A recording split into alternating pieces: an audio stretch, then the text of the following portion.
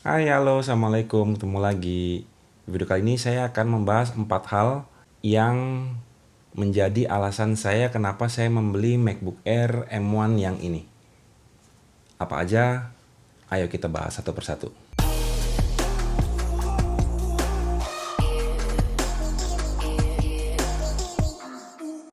Sebelum saya bahas alasan-alasan tersebut, alasan ini adalah murni pendapat saya pribadi dengan gaya pemakaian saya, yang mungkin akan beda dengan teman-teman. Saya bukan yang paling pintar, bukan yang paling tahu, saya cuma sharing apa yang saya rasakan, alasan saya, dan saya cuma sharing pengalaman saya, bukan untuk berdebat, bukan untuk menggurui ya. Jadi ini hanya murni sharing alasan saya pribadi kenapa saya ambil M1 MacBook Air ini. Yang pertama adalah soal harganya. Dengan harga segini, kamu dapat laptop yang keren, dengan brand yang cukup terkenal, dukungan OS yang panjang, display fitur yang bagus, dan performa yang oke.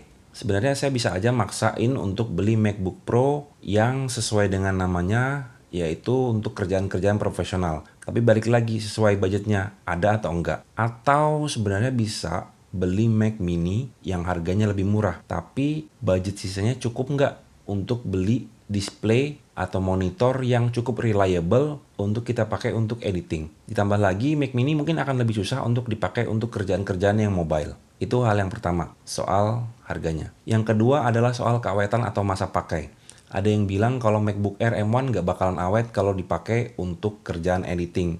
Karena nggak sesuai dengan namanya, bukan Pro gitu ya. Tidak seperti MacBook Pro untuk kerjaan-kerjaan profesional. Kalau soal ini masih will see ya, kita masih lihat lagi. Karena saya baru pakai selama sebulan, dan selama saya pakai, so far sih fine-fine aja. Dan saya yakin engineer-engineer di Apple sana nggak mungkin biarin hal itu. Pasti chip M1 yang di MacBook Air ini sudah di-set supaya bekerja di clock speed yang lebih rendah, sehingga dia nggak thermal throttling. Jadi saya yakin akan bakal awet-awet saja. Dan chip M1 ini kan beda dengan arsitektur chip X86 ya, yang boros daya dan generate heat. Jadi saya yakin walaupun chip M1 ini nggak pakai fan, engineer di Apple sana pasti sudah mikirin hal itu.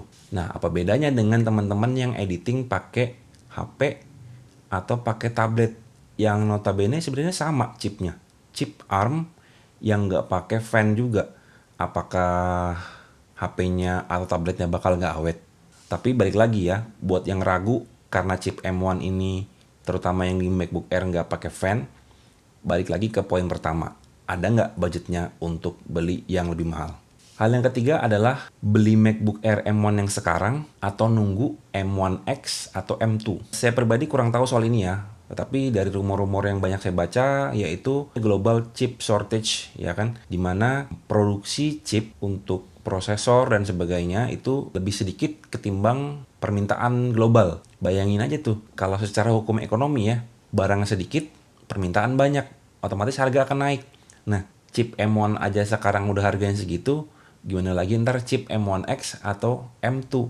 Pikir aja sendiri ya kan. Terlebih lagi sebenarnya kita beli barang mau dipakainya kapan sih? Mau dipakai sekarang atau nanti? Kalau saya pribadi, saya beli barang untuk dipakai sekarang, bukan untuk nanti. Jadi kalau mau nungguin M1X ya kapan makainya dong ya kan? Dan kalau memang chip M1X atau M2 lebih baik, dan saya yakin akan memang lebih baik, ya tinggal upgrade kan. Kalau ada uangnya upgrade, kalau nggak ada ya udah gitu. Dan yang keempat adalah soal resale value. Resale value ini berkaitan dengan poin ketiga tadi. Beli produk Apple itu resale value-nya cukup baik. Selama kita pakainya baik-baik aja, produknya dirawat dengan baik, nggak dent, nggak scratch, secara fisiknya tetap bagus, saya rasa tetap worth it ya untuk dijual lagi. Contohnya MacBook Pro Mid 2012 saya yang saya sudah pakai selama 2 tahun. Saya beli waktu itu sekitar 10 juta, terus saya pakai 2 tahun, saya jual lagi sekitar 6 juta. Rugi? Kalau hitungan matematis rugi. Tetapi selama 2 tahun saya pakai, saya gunakan untuk kerja produktif yang menghasilkan uang. Jadi depresiasi nilai waktu saya beli dengan harga saya jual itu tertutupi dengan kerjaan-kerjaan produktif saya. Jadi resale value-nya tetap terjaga. Bayangin aja tuh kayak iPhone dengan Android. iPhone yang sudah 3 tahun lalu tuh harganya masih tetap tinggi. Sedangkan Android harganya udah cepet jauh lebih turun ketimbang iPhone. Nah, saya rasa MacBook juga seperti itu. Jadi selama kita belinya atau pakainya untuk kerjaan produktif, bukan konsumtif ya. Jadi kalau seandainya ini nanti M1X atau M2 jauh lebih baik, dan saya yakin memang akan lebih begitu, kalau saya mau upgrade ya tinggal jual aja MacBook Air M1 ini, terus tinggal upgrade. Toh walaupun saya belinya sekarang 15 juta dan nanti nggak mungkin jual 15 juta lagi, ya nggak masalah, karena saya memakainya sebagai barang produktif, bukan barang konsumtif. Itu tadi alasan-alasan saya kenapa saya beli MacBook Air M1 ini. Kenapa saya beli yang ini, bukan tipe yang lain. Dan kenapa saya beli sekarang, bukan nanti nunggu M1X atau M2. Mungkin berbeda dengan teman-teman pertimbangannya, tetapi itu yang saya alami, itu yang saya rasakan, dan itu alasan saya. Sekian video saya kali ini, semoga bermanfaat. Assalamualaikum.